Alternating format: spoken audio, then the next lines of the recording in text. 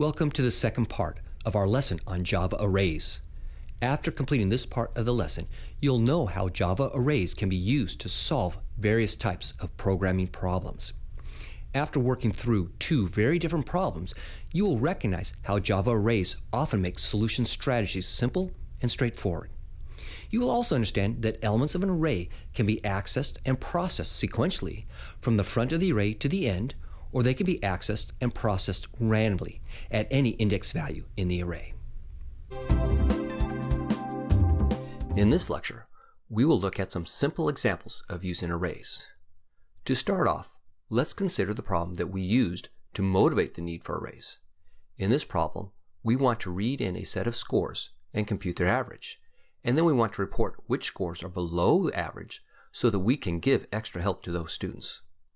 Without arrays, we would not be able to solve this problem very easily. But now that we know about arrays, this problem can be trivially solved. Our solution will follow this strategy. First, we will need to access the data from the user. We then need to create an array to hold all the scores. After creating the array, we will get each score and place it in the array at the next location.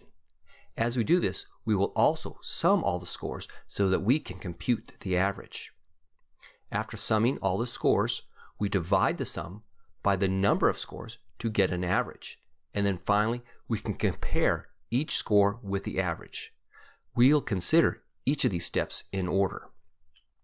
For this problem, we'll assume that the user has entered all scores in a text box and separated them by a blank character. The app framework will provide this string of input as a parameter to our process method. Given this string, we can use methods of the string class to create an array of strings, one element per value entered. We can later convert each string value into the corresponding integer value. Here we see the starting point of our code, which is the process method inside the logic class. This method will receive a string parameter that contains all the scores. The string class has a method called split that will divide a string into an array of strings, where the delimiting character between values is given as a parameter. In this case, it is a blank. Next, we create an integer array of the correct size. The size we need is the same size as the array that was produced by the split method. So we simply get the length of the vals array and use it to specify the size of the score array. Next, we will need to convert each string value into its corresponding integer value. This is accomplished by using the parseInt method from the integer wrapper class. Once we convert the number, we store the value in the next element of the score array. As we do this, we also want to compute the total of all the scores, and we accomplish that with a simple cumulative sum loop using the accumulator variable total. We can finally compute the average by dividing the total by the number of scores, and then use a simple for loop to report which scores were less than the average. And here is a sample execution. Given the input string of scores displayed at the top of the slide, the program will produce the output displayed at the bottom of the slide. Here's another interesting problem where arrays make the solution very simple. We want to simulate the rolling of two dice and report the percentage of times each value is rolled. For this problem, we will use an array of integers, where each array element is a counter for how many times the corresponding index value was rolled.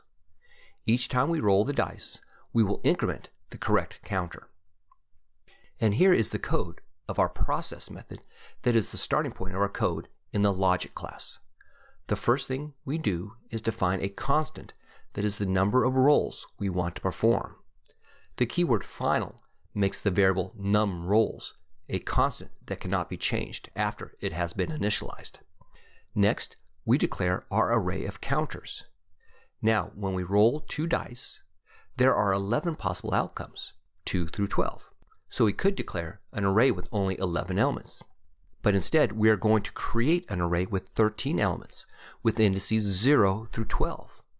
This will allow us to use the result of a roll to directly index into the array, i.e., when we roll a 12, we will access the counter at index 12. This greatly simplifies our code at the cost of having two array elements, those at index 0 and 1, that will not be used. The next thing we do is to create a random object with which we can use to generate random numbers. And now we can look at the meat of our simulation.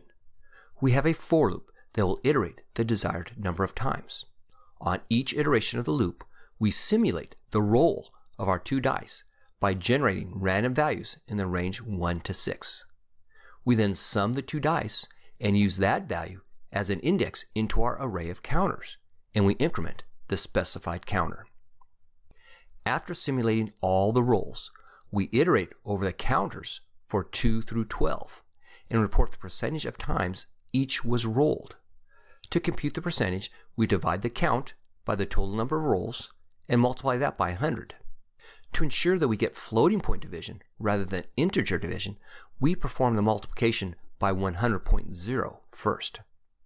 And here is the output of our program.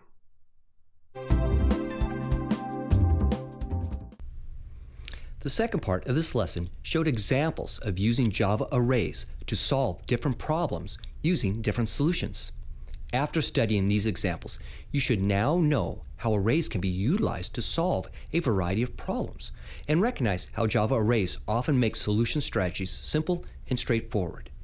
You should also understand how arrays can be accessed and processed sequentially, as we did when we processed exam scores one after another, or how arrays can be accessed and processed randomly, as we did when we incremented counters based upon the roll of two dice.